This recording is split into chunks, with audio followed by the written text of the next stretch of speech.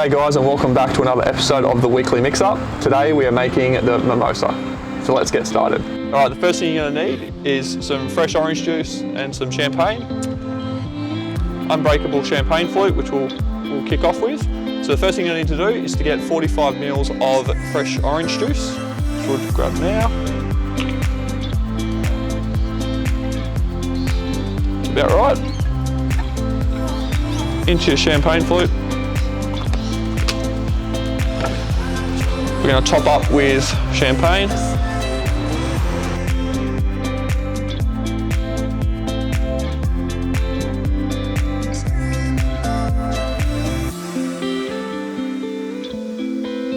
Going to garnish with a piece of orange. And there you have the mimosa. Enjoy.